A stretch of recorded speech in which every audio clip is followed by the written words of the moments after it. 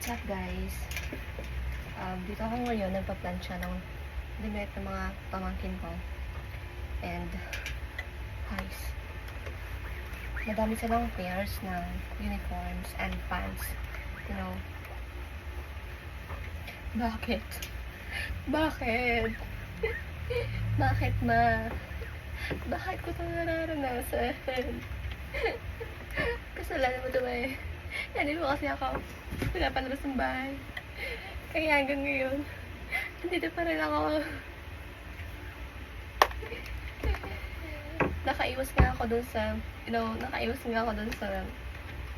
teenage pregnancy. Pero, bakit ito? Bakit ito ba? Bakit ko ito nararanasan? Ang dami-dami kong pinaplansya. I think, kasi ayun pa sa taas.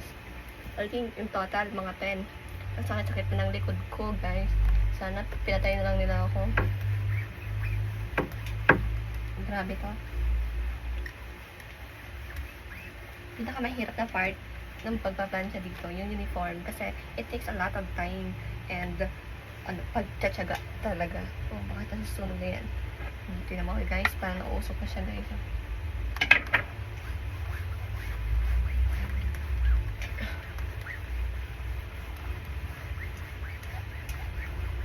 Mag-a-abroad ako at iiwan ko tong mga to at hindi na ako babalik kahit kailan. Hindi ko ito mararanasan. Kala ko nakaalis sa bahay na to. Pag ako nakaalis, sige lang, apihin nyo lang ako. Apihin nyo na lang ako ng lubusan.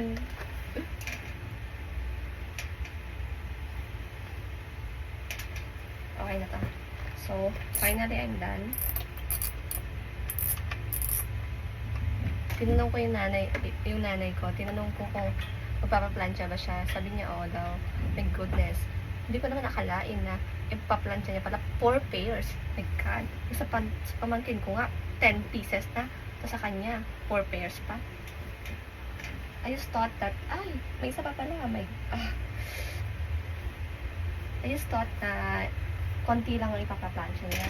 And I didn't expect na 4 pairs pa pala to.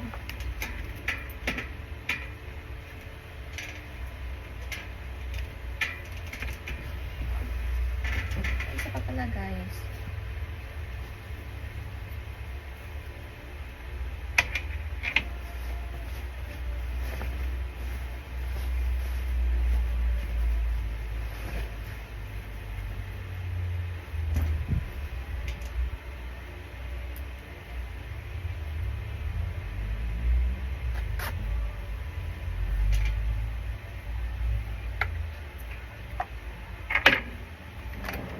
Bata pa lang ako, marunong ako magplansya. Bata pa lang ako, pinaka ko sa bahay namin. Kabisado ko yung mga gawain bahay, guys, kasi hindi naman ako spoiled. Sana all spoiled. Kabisado ko talaga yung gawain bahay kasi naawa ako sa mama ko noon. Kasi wala na akong tatay, guys. I mean, papa. Wala na akong papa. So, I didn't experience to have one.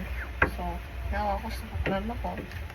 Kaya kahit bata pa lang ako, tinutulungan ko na siya sa gawaing bahay. And pinilit kong matuto.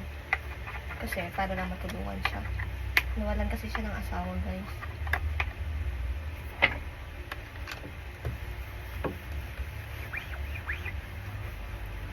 And meron akong tatay, para siyang grandparents ko na. Minsan, andun ako sa bahay nila. And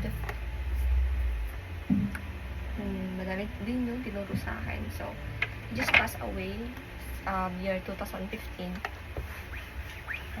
It's really hooked me. So, that's why umalis ako ng bahay namin. Parang paalam ako sa nanay ko. I just said na hindi lang ako makahinga. I mean, hindi makahinga na. Ang sakit-sakit sa dibdib. Parang first ko naranasan, no? Naranasan yung bagay na yun. Parang sa tuwing dapat hapon, ang sakit-sakit sa dibdib, guys. So, I decided na kulisanin yung taste ng tatay ko para lang, mahanap ko ulit yung sarili ko kasi I just can't. Kasi ang hirap-hirap pamatayan.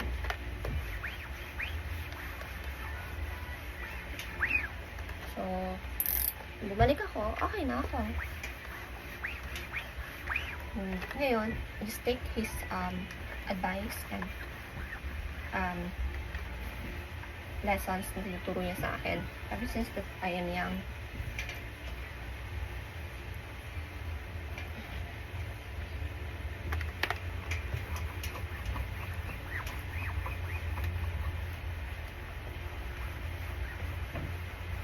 Grabe yung tatay ko na yun, guys. Ang higpit-higpit niya. Alam mo yung nanay ko, hindi naman mahigpit yung nanay ko. Napakabait nga niya eh. Kaya, kahit bata pa lang ako, naawa na ako sa kanya. Kaya, pinilit ko matuto at pinilit kong magkaroon ng pangarap. Nagsumikat talaga ako para sa kanya. Kasi, I want her to, may yung, ako naman, yung magbigay ng, lakas. Parang siya talaga yung inspiration ko sa lahat ng mga pangarap na naabot ko, guys. Kasi, para naman, hindi masaya yung mga sacrifices niya na ginawa niya para sa akin.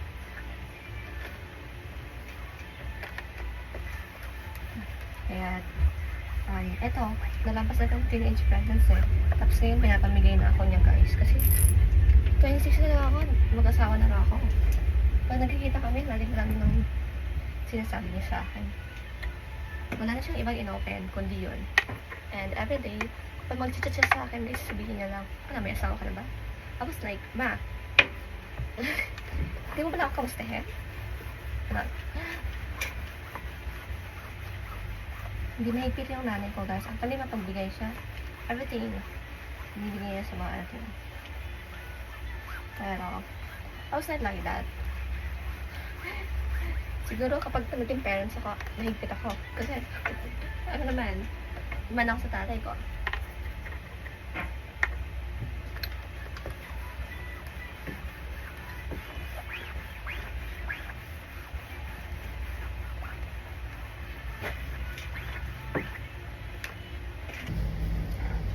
Hi guys, bigay nga pala ito ng mama ko.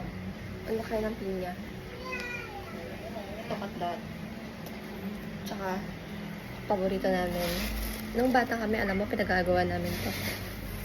Pili. Konti lang to. Pero, it's enough. Nakatikim lang ako. Hey guys.